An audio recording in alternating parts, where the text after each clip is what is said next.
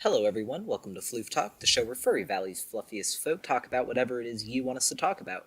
Before we begin, I'd like to remind everyone that you can leave any topics you'd like for us to discuss in the Floof Talk suggestions chat right above this voice chat. Any discussion can take place in the speaking voice channel. If you're watching along on Twitch, you can put questions and comments there too, and we'll be voicing them. We're always watching the chats. We'll try to discuss as many of these topics as we can, but until then, please keep your microphones muted out of respect for the rest of the audience. You know me, I'm your host, Nova the Based Skunk, and I'm here with the leader of Furry Valley and hates League but won't stop playing it, Simba. Simba, how are you tonight?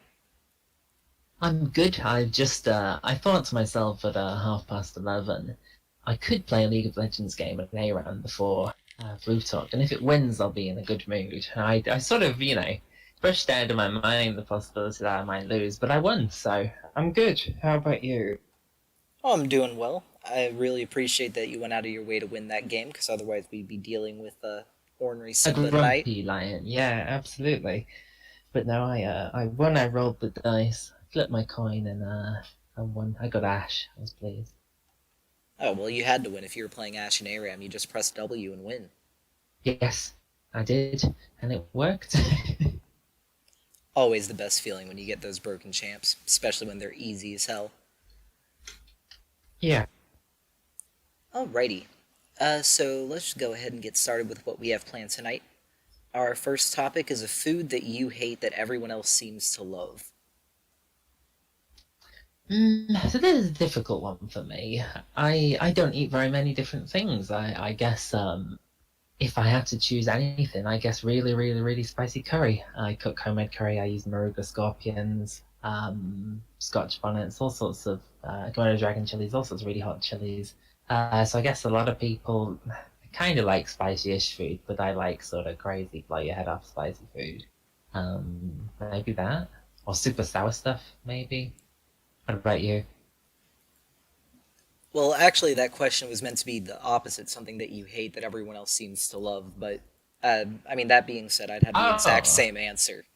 You know, oh, I like my uh, food super duper spicy, and I love super duper sour candies and such. give me some example. I don't think most people love onions. That's fair. What's the name some foods that everyone loves? Burgers. I don't like burgers. There we go. That's one. That was the one I was sure you were going to bring up, because I find that absolutely bizarre. I mean, especially since burgers can be done so many different ways. Like, no one's ever Well, made you a burger that you thought was. they're just poor quality meat. Like it's just sort of fatty and gristly, and I like steak as well. I agree with Twitch chat. Definitely like steak, but if I'm gonna have beef, why not just have a steak burger? Yeah, Twitch chat looks like it's going out of its way to make me hungrier than I already am. Spicy lemons, tacos, shrimp, steak, buffalo burgers. This is something which I thought was funny. You guys have, when you say buffalo in the US, you don't mean the animal. You mean some weird sauce that isn't made with buffalo. Yeah, well, I only ever hear that specifically with wings, because that's the only thing you would ever put buffalo sauce on. I've had, like, Yeah. actual bison burgers. Is it the same as what the fuck? How'd you get it? Is that normal there? No, it's. We like to try new things every once in a while, and we got it from a specialty Right. shop. It's Oh really good. wow. It's kind of. I like gamier meats. I'm a big fan of venison. So, Okay. yeah, absolutely delicious. It surprises me. Like in the UK, you're not allowed to serve certain types of meat, but there's a place in Texas where you can get a lion burger, like actual lion. It's like three. If you convert it, it's like $3,000 per kilogram or something. It's crazy, as if that's legal. Well, I mean, if they're actually selling it, then I guess it is legal. Yeah. I mean, social media and mainstream media was very, very angry about it, but yeah, it apparently was legal. Just morally abhorrent. I mean, this kind of goes back to our conversation the other day, though. Obviously, you shouldn't be going out to the savannah and killing lions for their meat, but if we started farming them or, ranching them or whatever you would say, would it still be wrong? Yeah, because it's a lion. You ain't my fucking persona animal. Not yet, I'm not. No, you're not. You're not eating a skunk. People eat it If it around here, but I'm smells not like touching that. it. People eat skunk for real? Yeah. Usually as God, what, roadkill, but homeless people? No way. No one's gonna go to eat. Really? Come on, tell me people don't pick that shit up and just eat it. roadkill cuisine has its own Wikipedia page and everything. Really? That's Yeah. so gross. It's got America's messed up. We are. I hope we don't do that here. That's like proper minging. It have like tire marks and shit on it. Oh, that's nasty. Ooh. Why would you choose to eat that? You could get like chicken from the store. You're like, oh, that skunk's been run over. Let's eat that. What the fuck is wrong with you? Yeah, but it's free. You have to pay like. What would you have to pay more to prepare it? And oh my god, no. Let's just. You don't have to pay to prepare it. It just takes some Of time. course you do. You have to use the resources though. Yeah, but I was gonna use those resources to cook that chicken anyway. Oh my god, Cedar. Surely. No, I don't like this. Roadkill Cafe from your grill to ours. Everyone else seems to love his pickles. Everyone. Ugh. I hate pickles. I despise them. Everything about them. Yeah, gross. Did you see, I think it's the Maury show. They've got a thing on phobias, and there's some guy that hates pickles, and they bring out a plate of pickles, and he screams like a girl and runs off stage. That's so mean. It's hilarious. And there's another guy who's afraid of peaches, and they bring out a peach, and he runs off screaming. The guy's like 300 pounds. It's like, what the fuck? I mean, obviously, there's a level of trauma involved at some point, and I don't know how there can be like pickle or peach related trauma, but I guess it can happen. And for them to be aware of it being such an issue that it can be classified as a phobia, and then to bring it out. I mean, how's that any different if I said I had arachnophobia and someone just like, we want to move on to this next topic? Yeah. All right, before we go back to talking about roadkill. Our next one, since we have to teach you something every week, is describe or teach a new skill that someone can pick up within a couple minutes. I see a lot of clickbaity stuff like that on YouTube all the time. Spend 5 minutes while you're friends. You got anything like that? So, I think the thing that I want to teach you guys is quite generic. So I want to teach you how to get what you want. And I think I can do this very quickly. The TLDR is ask for what you want. Most people are afraid of asking for what they want. Indeed, they're afraid of saying what they want, never mind asking for it. But you'll find that most of the time in life, if you ask someone for what you want and they are capable of giving it to you, they will give it to you. The chance of you getting what you want without asking is that some people will ask for what they want, some won't ask for what they want. So yeah, that's sort of my quick thing. Ask for what you want, and you can apply this to everything in your life. If you think that you deserve more money at work, ask your manager, can I have a pay rise? It's been 2 years since I got a pay rise. If they say no, cool, well, you get the same. If they say yeah, well, you get more money. If you don't ask, you won't get. And countless times throughout your whole life, you'll get into situations like this where if you can be brave enough to ask, then you'll get. So yeah, that's pretty much it.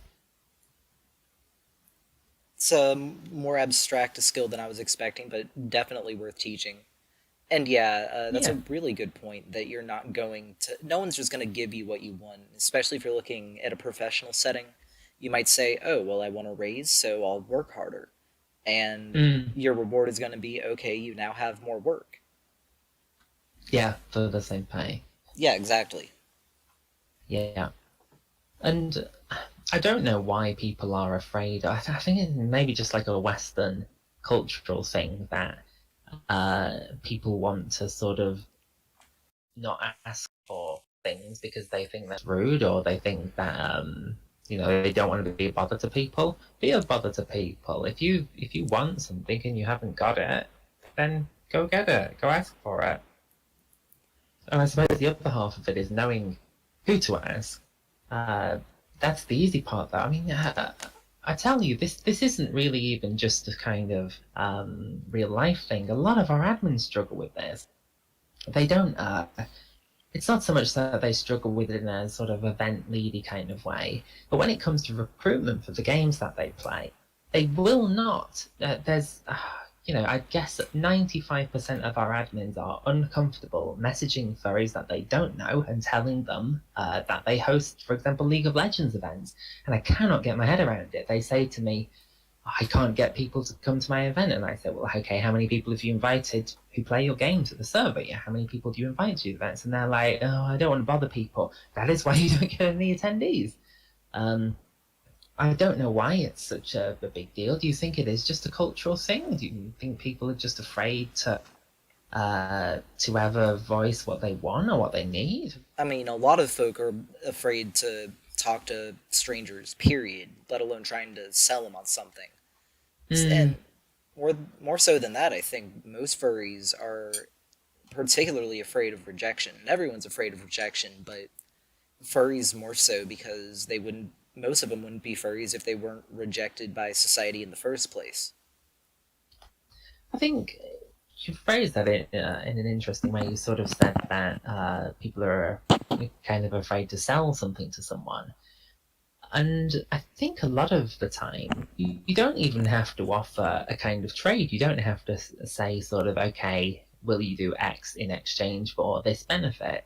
You can simply say, will you do X? And most people will say yes, as long as it's reasonable. Um, just have the confidence to have people say no to you because it doesn't matter anyway. Only going to message another person afterwards. Or, if your boss at work says no, people are getting paid the same amount you were before. It's not like they can say, oh, well, okay, I pay you less now because you asked for a raise. Like, nah. That's all a very good point, though I didn't mean sell in a transactional sense. I mean in the same way that you would sell someone on an idea.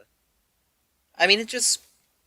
I know I personally have issues with, trying to get someone to do something or get something of my own or try to convince them of an idea and being told essentially, no, you're wrong and that's not worth my time. Because it's kind of dehumanizing. It doesn't stop me from at least Only if you trying. believe them. Only if you believe them. So you have to have the conviction in your own ideas and your own beliefs and what you're putting across, what you're selling, whether it's a transactional thing or not. That if someone says no, you just shrug and say, okay, fuck you, next person. Who cares? There's 7 billion people in the world. Yeah, that's a good point. I think that yeah, you're going to get better at speaking if we've talked about this several times before. The only way you're ever going to get better at speaking is to go out and speak. Go meet new people, give it a shot. But at the Hmm. same time, confidence is its own skill to be learned, and by increasing that, the social aspects will come with it as well. Yeah, absolutely. Alrighty. Uh, well, that blows anything I was going to teach y'all out of the water, so we want to go ahead and move on to one of these other more fun topics. Oh, if you're sure, if you have something interesting, though, go ahead. But if you want to, then yeah, we can move on. It's up to you. Yeah, we can move on. I was gonna give everyone a rundown on how to beatbox, but no one wants to learn the world's most annoying talent. Oh, okay. Right. So our next topic here is: should alcohol be further regulated by like other drugs are? Alcohol is absolutely 100% a drug in the same way that any pharmaceutical is a drug, in the same way that tobacco is a drug. But for some reason, Mm. we've decided that alcohol and tobacco are socially acceptable, so they're regulated only in the loosest of senses. And I'm not sure I agree. So where do you stand on that? I don't see any benefit from smoking, and so I think that we should ban it completely if possible. Now it's banned in all public places in the UK, so you can still smoke on private premises, but you can't in the open. I think that alcohol does have a place. Alcohol is good for. I think that there needs to be limits on alcohol. In bars and stuff here, they'll tell you when they think you've had enough, but I think that needs to be brought down a lot. That people can only have, say, 1 or 2 drinks at most, because it is useful for socializing. Um, I think a complete ban on it wouldn't, would be bad because of that. Yeah, we tried that in America for We tried it by making it a constitutional amendment, and it went absolutely poorly. Hmm. Uh, Why did they try getting rid of alcohol of all things? it was during the Second Great Awakening where there was a huge puritanical uh, movement in politics. Okay. One of my favorite little tidbits is that one of the big grape juice manufacturers, in protest, quote unquote, they would put these giant warnings on the back of their bottles that said, "Warning: Do not leave this in your cupboard in the dark, uh, half covered for X amount of time. It will become wine, and that is illegal, and you wouldn't want that." Right. Okay. Interesting. I do think Yeah. that we need further regulation, though. I mean, your argument was that it's good for social situations, but Hmm. you could make that same argument for benzodiazepines, which have become very popular, at least in America, for recreational use. I mean, there's a trade-off. You have to look at the benefits something does versus the harm something does. It's very, very, very difficult to kill yourself with alcohol, just by a drink, that is. But you can easily do that with benzos. Well, the Um, same deal. You can't really. It's very difficult to kill yourself with benzodiazepines alone. It's when it gets mixed with really? alcohol. Yeah, it's almost Hmm. impossible. Actually, it's when it gets mixed with alcohol that it becomes so deadly. Okay, interesting. Or I think MAOIs also have a adverse effect. Hmm. Yeah, I don't know. To be honest, I would criminalize all. If it were up to me, and I could rule society to an extent that they would listen and they'd have to listen, Chinese sort of style, then I would ban alcohol completely. I'd ban smoking completely. I'd ban every single drug completely. Just because I don't, on the whole, I don't think these things offer enough to society that they are worth being legal. I think the only reason the government keeps things like smoking legal is because the money they get from taxing it. But the money it costs to like the NHS and such for dealing with health conditions from these things is just absurd. It's crazy. Yeah, you would save money in the long term. Yeah, absolutely, absolutely. And people would just be healthier. It's not nice seeing a friend who's like 30 coughing his lungs up and stinking of alcohol and cigarettes all over his clothes. And I don't like someone like in my house. They're not too pleasant, right? I did not realize just how much I reeked until I stopped smoking cigarettes, and now I Mm, can smell it mm. like a mile away. Yeah, yeah, yeah, yeah. America is decriminalizing marijuana, do it for other drugs because they're sort of going the other way. They're trying to make more things legal rather than less things legal. I mean, I always point to Portugal's system, which I think is the correct way to go about it. You aren't punished for use or possession, you're only punished for manufacturing and distributing. There's a lot of rehab centers and clean needle exchanges, and they've seen a Mm, decrease in drug use. As far yeah, as marijuana is concerned in America, we've seen it with like Colorado. Youth smoking went down like 20%, and overall it went down. They still make a crap ton of money out of it, which is why it's good for it to be legal. They can tax it. It pays mm, for the majority of their health care for mm, Colorado. But even if we don't like the idea of someone using marijuana, using heroin, anything like that, to decriminalize it and instead A, put that criminal focus on those who are creating the drugs, and B, putting any of the focus that we would put on the users in the context of medical care as opposed medical and psychological care as opposed to criminal activity, it does good for society. So you mentioned that overall use went down. Do you think that's because kids just do it as a fad and they think I'm being naughty, I'm doing illegal drugs, and so when it's not illegal, they just don't get the same kind of? Or do you think it's more than that? I think that plays a part in it, and I don't think it's as Hmm. much as look what I'm doing. What I'm doing is illegal. It's cool. Yeah, It's also yeah. now knowing like, oh my god, my dad smokes pot. My teacher smokes pot. That's That's not not cool. cool anymore. Yeah, Yeah, yeah, I get that. Yeah, I don't think that's the majority of it, but I do think that that plays a significant part. yeah, yeah. I think America's attitude towards drugs is more liberal than ours in the UK. I don't know whether they. I'm pretty sure that you get jailed here if you're repeatedly getting caught for cannabis. Um, Certainly, if I saw someone uh, smoking or doing anything like, I would contact the police immediately. I think most people in the UK would. Most older people certainly would. Maybe not young people who also kind of do it themselves, but yeah, we're not too accepting of that. Yeah. I mean, overall, there's still a lot of there's sort of a puritanical view toward people who use drugs, and Mm, it, everyone seems to have their group of drugs that they're generally okay with. I mean, plenty yeah. of people find alcohol acceptable. A lot of young folk are cool with pot, but aren't necessarily cool with everything else. You have the real party group that's, they would never use heroin, but it doesn't stop them from rolling on ecstasy every other week. Yeah, yeah. I know, even at Cambridge, where do you think, they're educated people, they were doing LSD and stuff, and I'm sort of thinking, what are you doing? You're crazy. You can't do that. But party kids, LSD is not a party drug. Like, a lot of them take it for, getting a rush. that sounds like it would be terrifying. I mean, a And lot there's of the great philosophers have used hallucinogens like that. A lot of ayahuasca and such. yeah, yeah. Yeah, and you get all these fucking medical trials, microdosing LSD to see if it has effect. I'm like, oh no.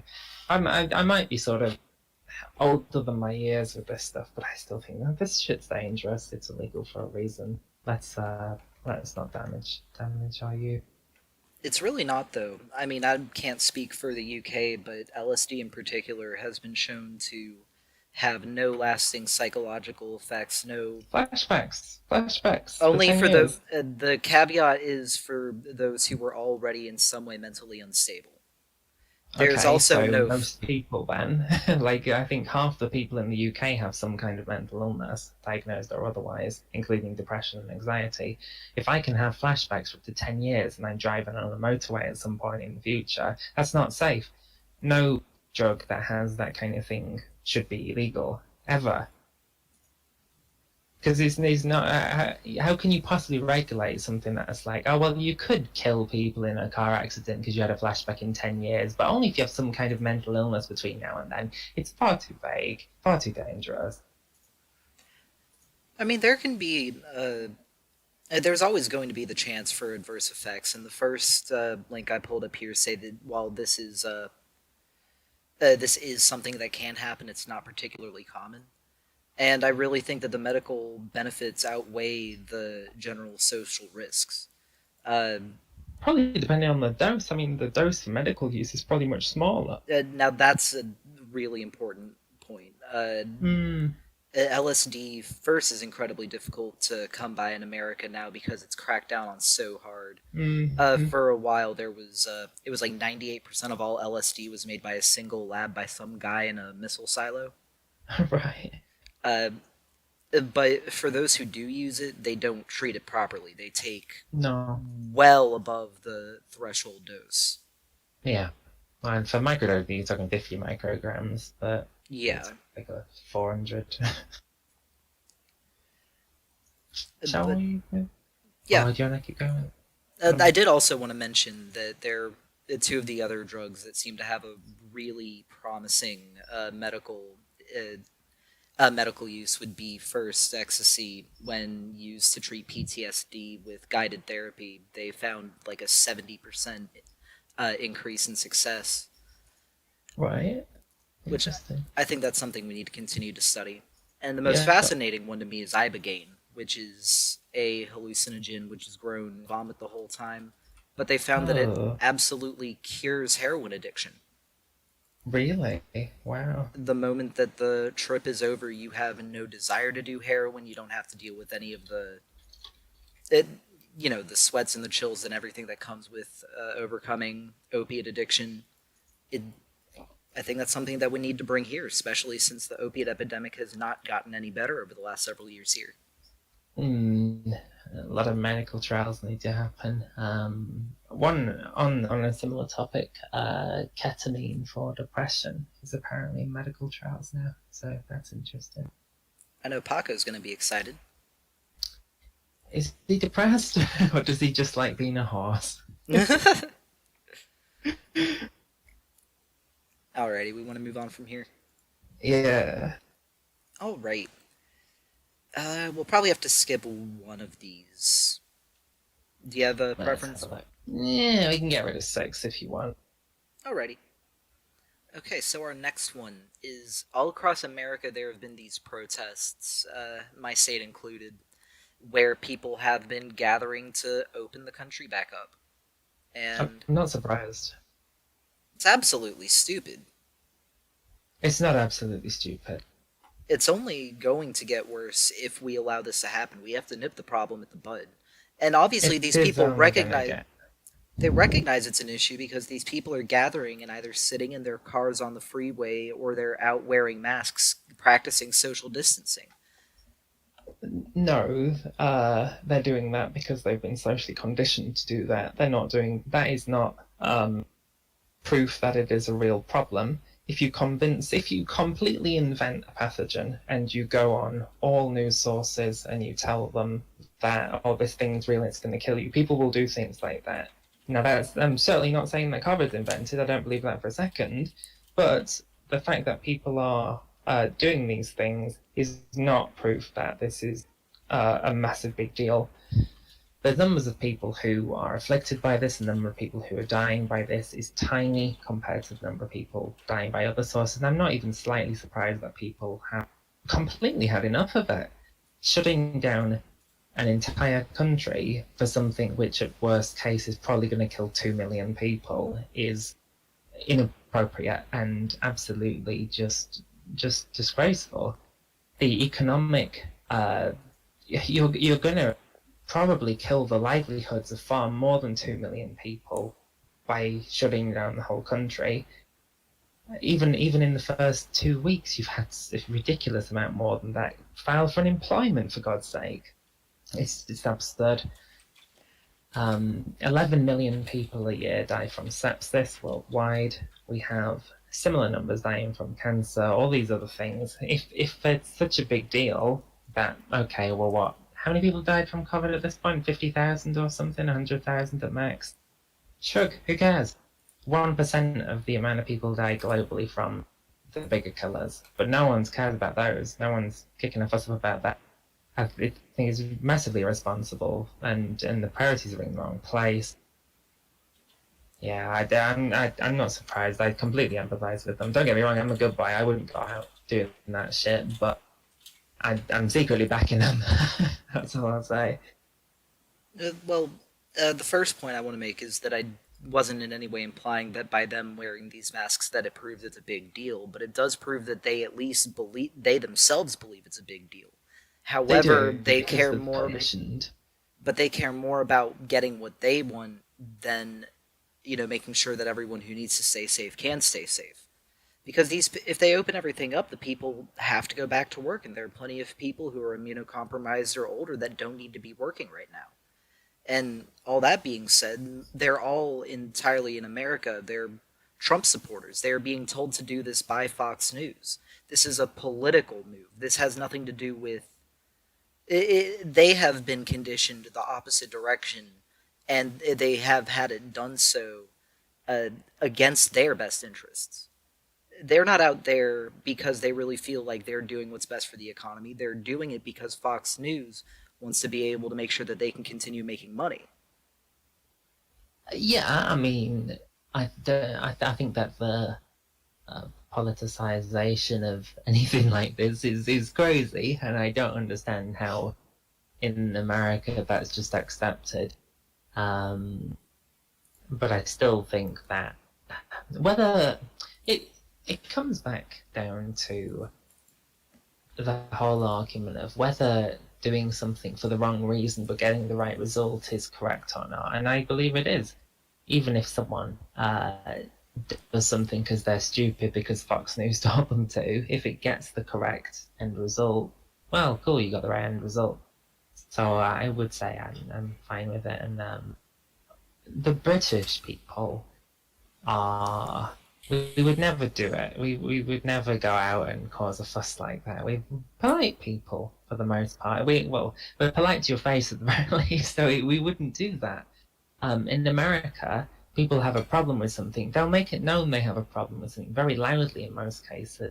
I wish we had a bit more of that cultural backbone at times like this, rather than just to sort of lay down and take it. I mean, I can only speak to the experience that I'm living now, and that's that any given day. I mean, first off, I'm still younger. If I'm going to get coronavirus, then I am most likely not going to show symptoms for several days, which they're now saying is the period where you're most likely the most virulent. On top of Mm, that, I'm required to work, and I might interact with as many as 1,000 different people a day from all walks of life. And if I start seeing deaths in my hometown because the there's a huge shift in coronavirus cases, I'm going to feel in some way responsible for that. yeah, but who cares? I mean, I don't want to sound heartless, but these people are going to die anyway, a lot of them. And if you care so much about this, if society is meant to care so much about this, why don't you care about all the things that are much bigger problem? The things that are killing millions of people every year, and don't cause these sorts of problems that society's causing by knee-jerk overreacting with coronavirus. I think the government is absolutely conscious that this is a massive overreaction, and they're doing it just because society expects them to do it at this point. I mean, I can only from where I'm standing, these are people who look like they care more about getting the little things to make them feel better more than anyone else's livelihood. I mean, you listen to the people that they've interviewed, and they're complaining about not being able to get things like fertilizer or, like the stuff for their garden, or they want to go get a haircut. Yes, but the value of but it's disproportionate. If you're having something in your country that's going to kill a couple 100,000 people, and as a result, everyone in the entire country gets fucked over and their happiness levels drop, regardless of what stupid shit they want, if it's making everyone in your country unhappy, that is a disproportionate response because there are many other things that kill 10 or 100 times as many people every single year, not just as a one off, that you guys don't give a fuck about. Well, first, the difference here is that this is something that they have the future in their hands, as opposed to, yeah, cancer kills tons of people every year, but they can't reasonably make any sort of Yes, they change. can. They can Yes, go. they can. If the government had the same kind of mass hysteria over cancer, they would stop people smoking because it just wouldn't be a thing. They'd say, okay, you can't smoke anymore. Social distancing, you're not allowed, equivalent, those sorts of punitive measures. And people wouldn't. And then you'd see, oh, look, well, how many people died from lung cancer this year? Oh, that's a lot lower, isn't it? Oh, let's keep it that way. So acting like people are helpless, it's not that they're any less helpless, any more helpless with other things. It's simply what the government prioritizes. I mean, it's all. At first, I do agree with you wholeheartedly, and I. That's not how the rest of the country feels, and that's why we don't get things done, and that's upsetting.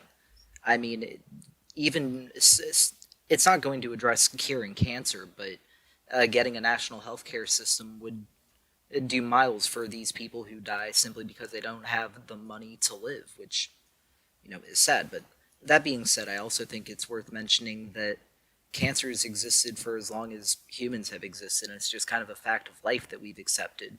Whereas widespread pandemic is, I don't want to use the word novel because it feels like it gives it a positive connotation, but it's something that we don't accept as a fact of life. It's something that every time it's come up in a meaningful way in the last, like, since we've industrialized, that it's something that we have a control over.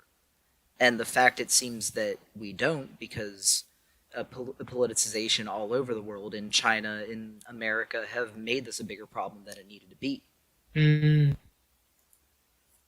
I mean, Amy in Twitch says that the difference between corona and cancer is that one person's actions will influence another person's chances. I mean, that's just not not true that cancer doesn't do that. If you're smoking around children in your own home or anyone in your own home who's smoking in a public place, that's illegal in my country, but it's not illegal in the US. So these things do affect other people. And I don't know. I think that if the cost to society, not just monetarily, but in terms of mental health, other costs, is just not worth at all. And given that, we'll come out of lockdown and then there'll be a second spike in cases, and then we'll have to lock down again in like 3 months or something for another 3 weeks, and it's this it can't happen. It can't be allowed to happen. And like I said, the British people will tolerate it. We will, obediently stay in our homes, like, because we're conditioned to behave well. If you Stiff upper try lip. locking down America, you're right, exactly. But if you try locking down America every 3 months for the next 2 years, you guys will fucking riot, and damn right you should. Well, And that's a good point, and that's why we need to quarantine until it's over, so that way we don't get caught But in you this can't do that, perpetual though. You cycle. can't do that. The only way this is over is if you have a vaccine. A vaccine is 18 months away from being mass produced and released to people. They're saying best estimates is the middle of 2021 for a vaccine. Realistic estimates, you're looking late 2021. We have human trial vaccines at the moment, but that's not for public consumption. That's certainly not for wide release. So that's 18 months. You really think that Americans can behave well for 18 months? Not And really, but in the midst of that, you've got an election. The fuck? overall, I think countries like Sweden are handling it the correct way, where they are Absolutely. forcibly quarantining those who are at high risk, but allowing those who are in low risk demographics to build herd immunity. Yeah, I think Which is that's the a really correct way to sensible go idea. about it, but Mhm. that wouldn't play in America either, Why not? because they would see it as America loves to put people in little boxes. So, Mhm. I mean, metaphorical boxes. And for them to say, okay, people in this box are allowed to do this and people in this box aren't, that would rub a lot of people the wrong way. And that's just fundamentally not how Americans would not accept that. So the Americans would accept everyone being shoved in a box and locked in, but they wouldn't accept a smaller proportion. Nah, I don't buy it. Yeah, I absolutely do. I mean, you can see it's not working because you guys are rioting. But they're rioting they're rioting specifically because they are being told to riot. They're wearing masks specifically because they're told to wear masks. Yeah, it's the same People deal. will do but what you tell them. People will do what the people ruling over them will tell them. Doesn't mean it's the right or the wrong thing to do. I do agree with Brimtooth that who in the CDC are not, and they are not politicizing the issue.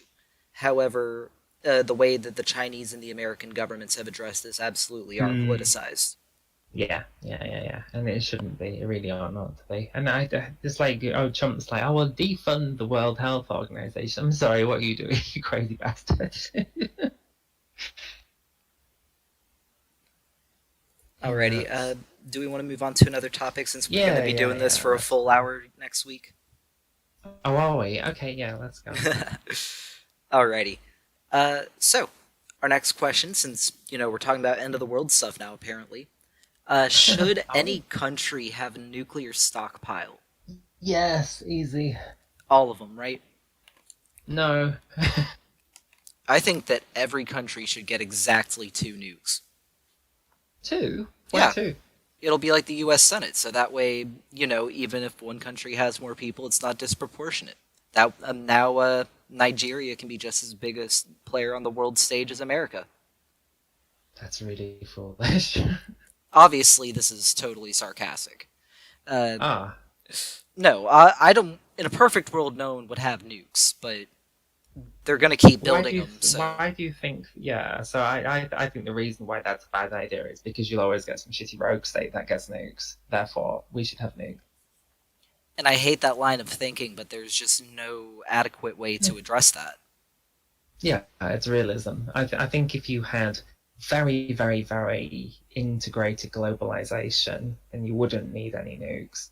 But don't want to live in a world like that. Therefore, I would rather have people having nukes. I don't think nukes will get used, but the ability to grab little Kimmy Limp Dick by his neck and say, "Look, if you nuke anyone, you dead." That is valuable, and we should definitely keep that.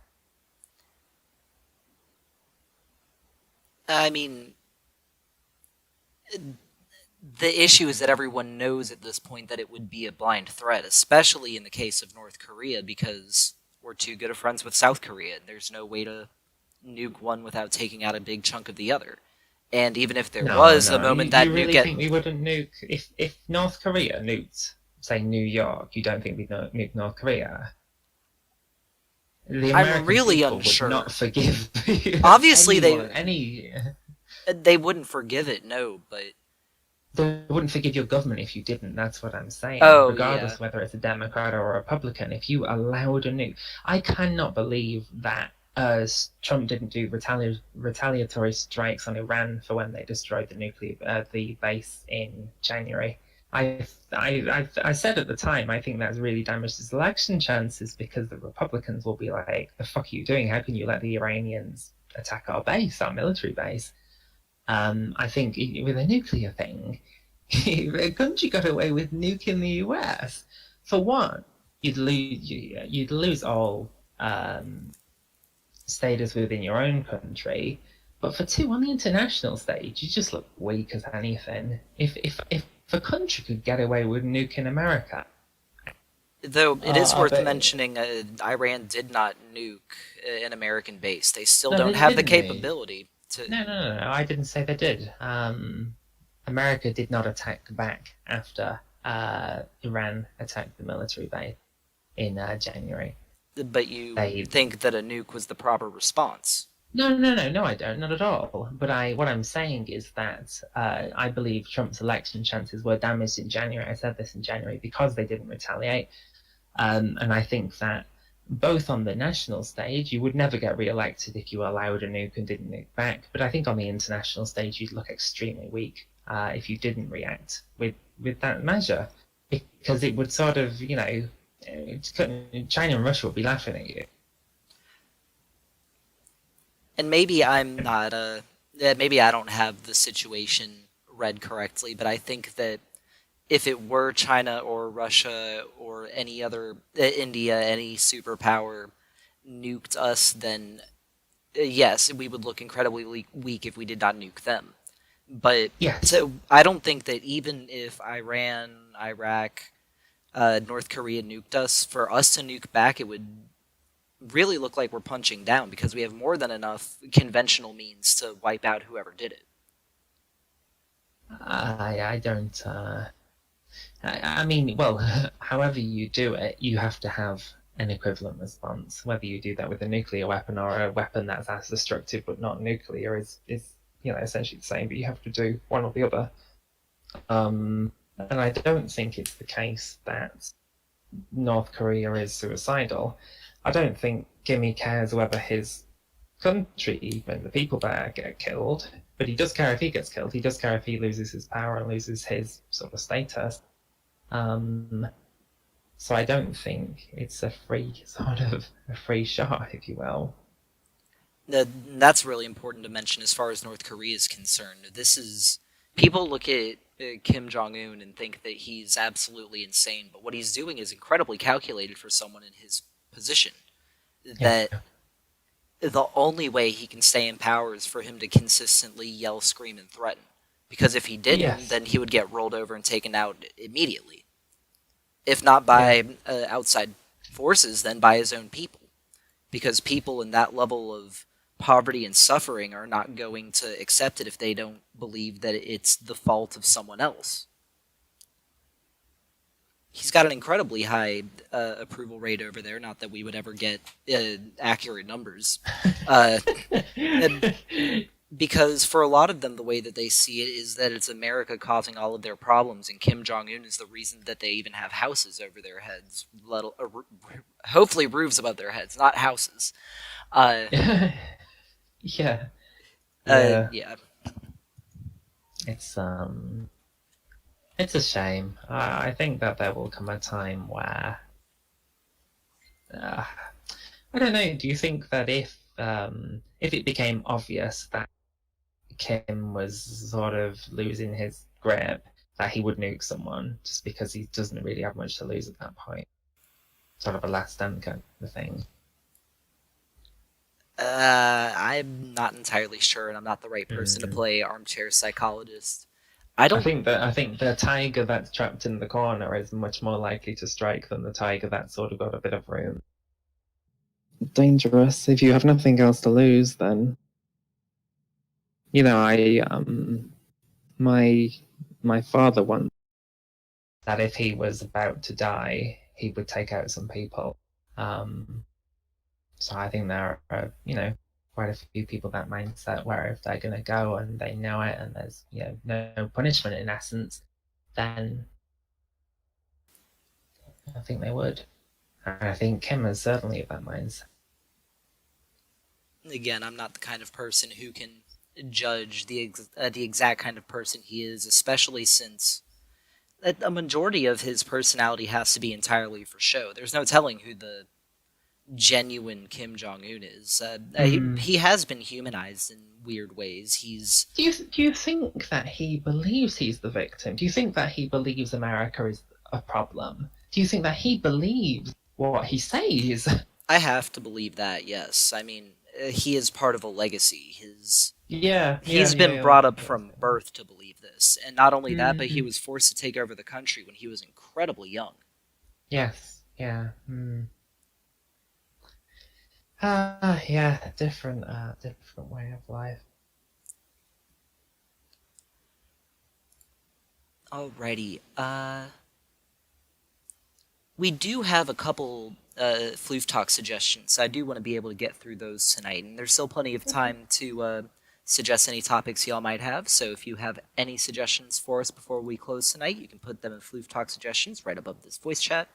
I'll link it in speaking voice for those of y'all who are in there. Alrighty. So, is there anything you'd like to add on to that topic before we move on? No, I think that's good. Other than fuck Jeremy Corbyn. Not quite sure what he has to do with the nuclear situation, but I also didn't. Oh, he wants denuclearization of the UK. That's like his top policy. That reminds me, there is one other thing I wanted to bring up on that topic. Fox and I have talked about this a lot, and obviously we think that no one should have nukes. But in the best, I don't like that America has thousands. We don't need that many. And that being said, I'm still happy we have them, because if someone's got to be the world police, I'd much rather it be us than China. Russia, China. Yeah. Yeah. And that's it's a very nationalist sort of American-centric worldview, but I just... Sometimes nationalism is sensible. Globalization is not a good... I think globalization is necessary, but it needs to be done in a comprehensive way that doesn't victimize countries that are less capable, and b is done in a way where everyone is benefited in a meaningful way. I mean, as long as there will always be territorial disputes over power, as long as there are competing powers to compete for it. And I mean, you're kind of saying X is good if we lived in a perfect world, but we live in the real world. And I think things like much the same as nuclear disarmament. Yes, in a perfect world, cool, awesome, we do that, but it's never going to happen.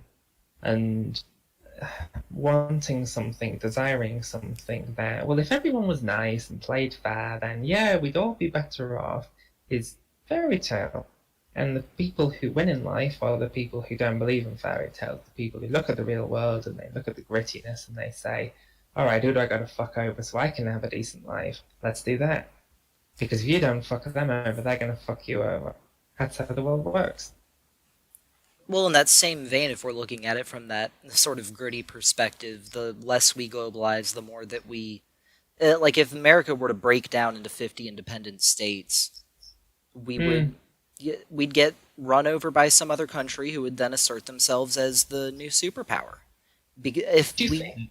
Absolutely. If we all just broke into individual Mm, countries based on region, size, whatever, the countries that come together first are the ones that are going to wipe everyone else off. I'm not convinced. I mean, you look at the EU, we have a lot of independent-ish countries in Europe. It's nothing like as tight as the USA is, but still, there's no one invading the EU, right? We have a little bit of annexing from Russia, sure, but compared to, say, a country invading, it's not going to happen. It's not realistic. Well, that's So I because think of if the so, presence we have on the world stage. America wants right. Europe there, so we're not going to do it. And as long as America's there, no one else is going to do it. But the moment you No, but take my point America is out if of you No, no, no, because if you move into 50 different countries and have a similar structure to what the EU is, that's what I'm sort of saying. So oh you would yeah, still have a close relationship with one another, but it would be the Americans' version of the EU. Hopefully a fairer version. Don't get me wrong, for anyone listening, I do not approve the EU at all. But if it were fair and every country gave a fair amount and got a fair amount in return, then yes, that sort of system would be nice. I mean it's. I think it's the only natural progression, and it needs to happen. But like I've said several times in the past now, the people who are in power benefit from the system, and therefore are not going to change the system that would in any way Mm, fundamentally take away that benefit. yeah. All right. We want to skip seven and go right to our Yeah, flukes. I don't have anything meaningful to say to Seven. I don't really care about celebrities. So. Alrighty. So I guess we could start with this one from Doom Buddy. It's not really a question, but we've discussed it in the past. Telling your family about Hmm. the furry fandom. Okay. You think it's Don't. worth it? Yeah. No. No. No, don't do it. I don't know how old you are, Doom, but if you're under 18, 100% don't do it. If you're over 18 and properly can support yourself, for example, this is minimum requirements. You have a job, you have a place to live, you have financial security, and you would be totally okay if your family never spoke to you again. If you meet all of those requirements, you can consider telling them. If one of those is not true, don't tell them. Because I've heard too many stories of kids as young as 13 and 14 where, oh, I've got to move out of my house and now I'm homeless because I told my family I'm a furry and they think that means I'm like anti-Christ and shit and that kind of bollocks. There are stupid parents out there who are uneducated. Don't risk your safety because of bigotry and such. I mean, you've said it before, and it's something that I really try to bring up when we have discussions like this. That if the best outcome that you can get from something is that things stay the exact same way, then it's probably not worth doing. Never worth doing a fight game thing. And obviously, yeah, Josh, he's told his parents they're fine with it. You're also, an adult, so it's a little different. I mean, my mother knows about the furry fandom and knows I'm a furry, and she's fine with it. But I don't think that that's representative of. It's definitely not representative of the majority of cases. It might be that a lot of parents would be fine with it, but if they have any exposure to the furry fandom, then it's probably already negative. And unfortunately, when you try to Google furry stuff, you're going to see links immediately to anti-furry propaganda, I guess you'd call it, and Hmm. it's just not worth it. There's too much of a risk.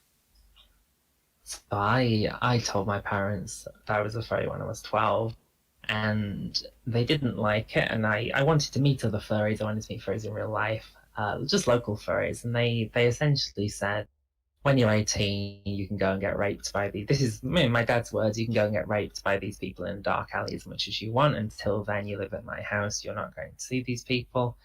But on the plus side, they did say that they were actually quite happy with me being a furry because it meant that as an adolescent, my sexual experience would be type fucking people on the internet. It wouldn't be that I was going out in dangerous situations. I wouldn't be having teenage sex. I wouldn't be having children. Not much that I was going to have children anyway, right? um, but they were actually quite happy because of that, because it meant that my puberty years were going to be safe, and as parents you want to keep your child safe when they're in a vulnerable situation like that. I'm autistic as well, so God knows what sort of shit I could have got myself into when I was 13, 14 if I was going out for that sort of reason. So they were comfortable with that.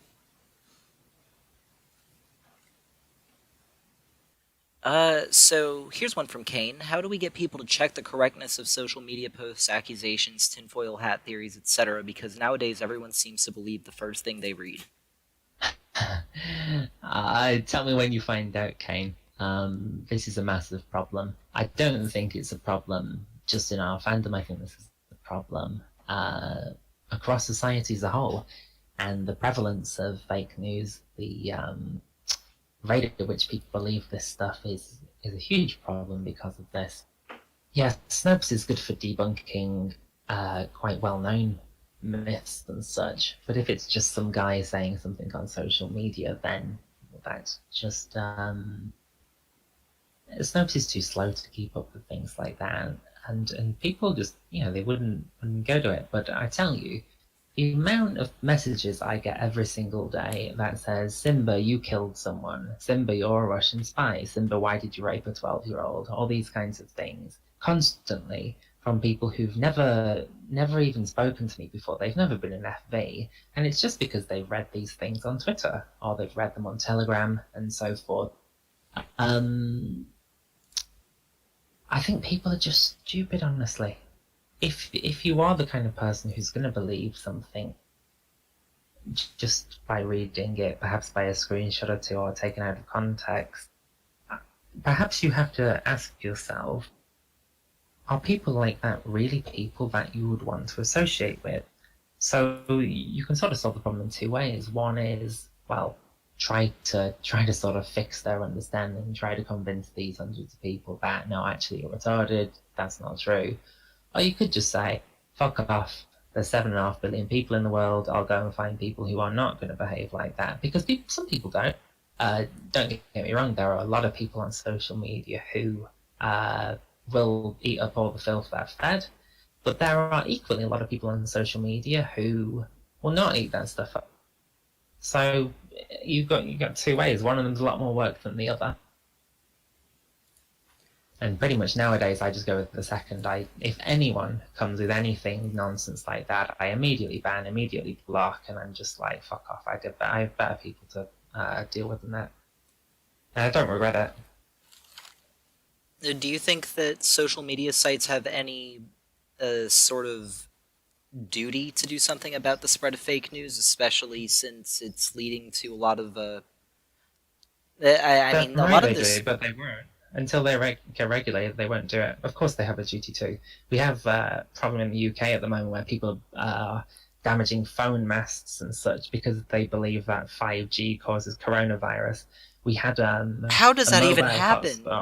Because people are stupid. Most people in the world are really fucking stupid. You look at how fucking thick someone with 100 IQ is, and then you realise half the world's stupider than that. It's absolutely frightening. There was a mobile hotspot for Birmingham Hospital, which was vandalised and burnt down recently. That's a hospital which is dealing with people with coronavirus, people who are dying. These fucking morons just makes me dead angry, it does. Same with these people peddling myths about homeopathy and alkaline water and all this anti-vax bullshit. Piss off with that crap. We need to regulate social media so that dangerous things like this cannot be said like that. And now, all that being said, do you think it's worth? Obviously, in your case, when it comes to people trying to tell you shit about you, then yeah, block them, not worth your time. But when it comes to being on social media and seeing things about anti-vaccination, and if you just block them, then they'll only get further entrenched in their own beliefs, and then their anti-vaccination in particular is one of those problems that the more people that believe in it, the more exponentially threatening it becomes. And Yeah, if the social media companies aren't going to regulate it themselves and the politicians aren't going to do it, then we need to keep putting band-aids on the solution ourselves. yeah, but sort of how do you can't keep putting band-aids on something forever, and eh, there's only so much you can do. I agree, and we need to be doing this in conjunction with lobbying the government to make a meaningful change. Especially looking at Mark Zuckerberg, he is explicitly pro fake news. Hmm. I mean, You know, it's when he was asked if it was a problem, he said, "Well, we're not going to do anything about it because it would disproportionately affect the right wing." And apparently, that's a good enough excuse, which it absolutely is not. I mean, and I'm sure it's really more a cover story for we like that sweet, sweet ad revenue, so we're not going to do anything mhm. about it. But Yeah. still, though, Yeah, social media companies have far more of a duty than they take on. You get Instagram has, I don't know if you're aware of it, but Instagram has a different problem where they have uh, kids essentially glorifying suicide and self harm and such. They have they essentially it's mostly young girls, 13, 14, and they post pictures of themselves with cuts over their body, and they're sort of like, oh, isn't this a nice one? Look at the pattern I've made, and it gets, I don't know what the equivalent, but like a retweet or equivalent of that on Instagram.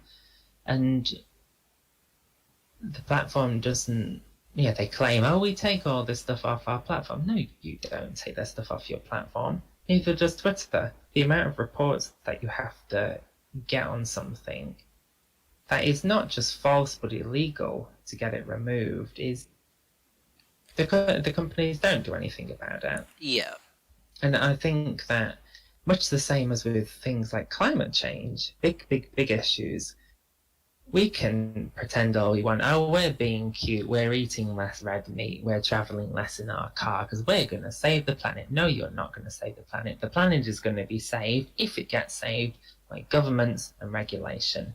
You're too small, I'm sorry, but if every little person in the world does something to help, it's still not enough. You have to have proper government regulation. You have to have advances in science. The same is true of this. If every sensible person on the internet says, anti-vax, you're a retard, fuck off, convince one person, you still got a lot of people who are anti-vax, and you still got this kind of sort of undertone of society that is believing that crap and all that 5G causes coronavirus. Stupid people. I don't understand people who flout science. Just, this shit and annoys me. I can tell, and rightly so, because I mean, it's frustrating to not be able to have any real impact yourself for big issues that it should be screamed in everyone's face. The world is going to die if we do not make radical change right now. They're too busy screaming about coronavirus. Clearly, that's going to kill us all. Roll eyes. But If I don't understand why they ain't doing that for global warming. Clearly, coronavirus has proven that if the government wants to do something globally on this scale, they can do it, but they're doing it for completely the wrong thing.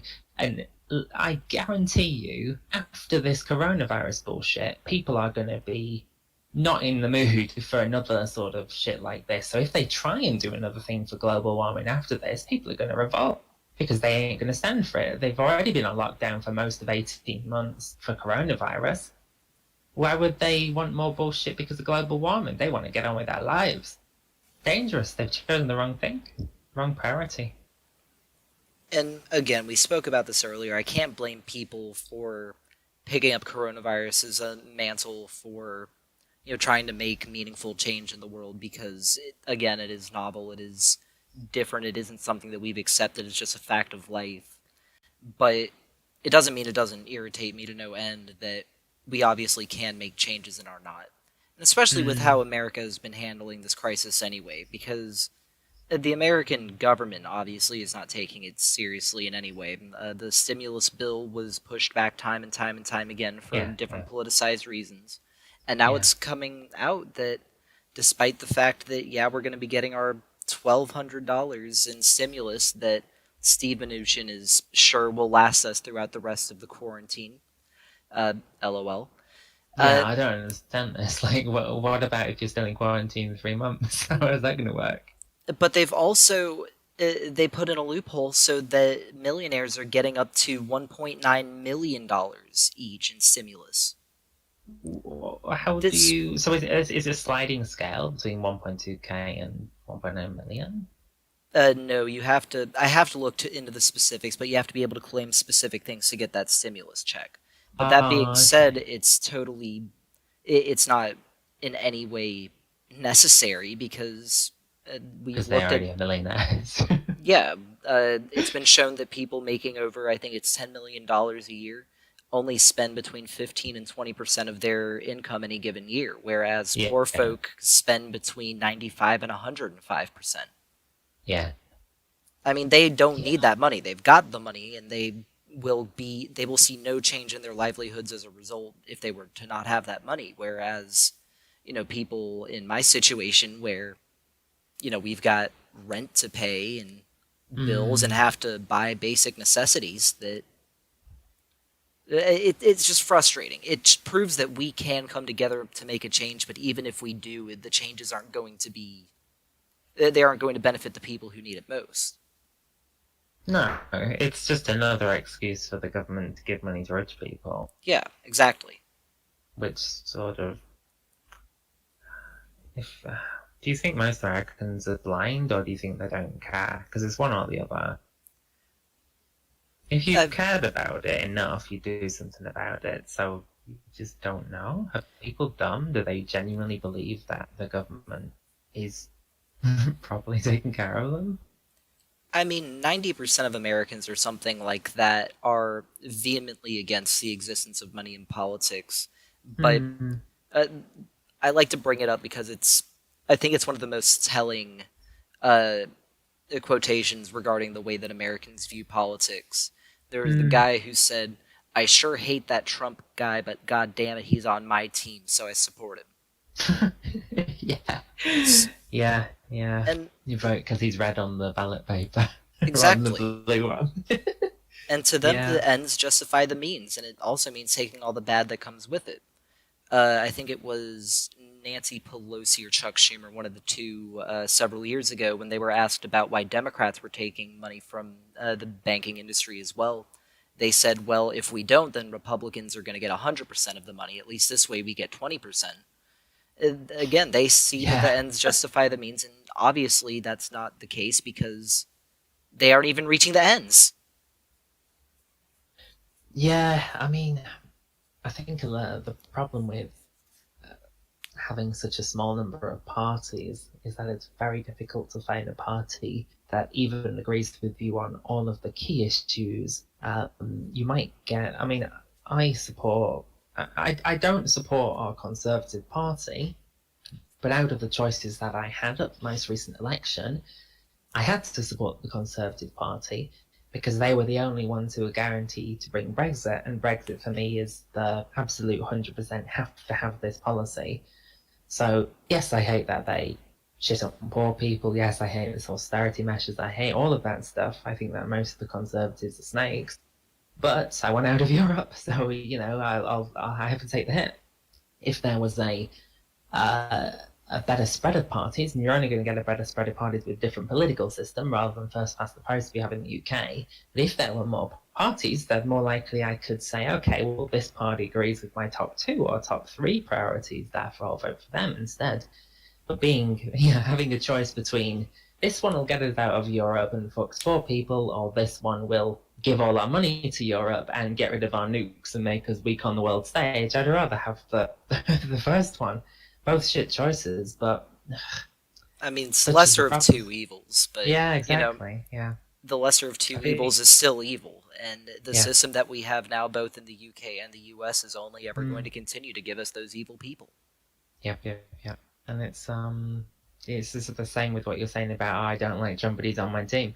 It's the same with the Republicans and Democrats, like, or the red or the blue one. That's that's the top policy in a sense, because I think the color sort of gives a flavor of what their overall policies are going to be like, at least compared to the other one. And it's funny that we didn't even use colors to represent represent political parties until I want to say the 1984 election, Really? and it Oh, was wow. entirely to show off their. It was the Reagan election, whichever one that Yeah, was, and they kind of arbitrarily picked those colors and it was to show off the new technology and say, "Hey, look what we can do now! Pretty colors on yeah. your screen, boys." Wow. An alternate reality view question. If Rainforest 2015 was a success, what would it mean to the furry community? Honestly, very little. It I means we'd think that, probably have another FurryCon every year, but I think that's yeah, about the extent of it. yeah. I don't think that mainstream media picked up on Rainforest anything like as badly as they could have done. So I think we got away with it, so to speak. For anyone listening, don't put diapers on cars, especially when they're used. Don't stuff diapers into toilets. It blocks them. This is what we learned from Rainforest. Don't put them in hot tubs either. It blocks those too. Um, I don't know why there were so many diaper furs at Rainforest, but just one of those things, I guess. I watched a video on it, and I believe that uh, it didn't say that the main organizer was one himself, but he seemed to be friends with a bunch of them. Doesn't surprise me. I mean, don't get me wrong, they aren't uncommon, but it doesn't seem like any other furry conventions that have like so many, like it's such a high percentage at least. Furcons are such a social sort of shit. Goodness gracious. We want to go ahead and end for the night. Yeah, can do. Alrighty. Thanks for coming, everyone. I hope you enjoyed the show. I had a lot of fun tonight. We got to talk about a lot of things that I was really excited to get to talk about. And that's everything. So, thanks for coming, guys. Once again, I hope you had a good time. I know I did. Simba, thanks for being my co host. Would not be the same without you. Oh, thanks as always. And we are going to be heading to the Hangout chats if y'all want to spend any more time with us. But otherwise, I hope you all have an absolutely fabulous night. Alright, thanks guys. See you later. Bye bye.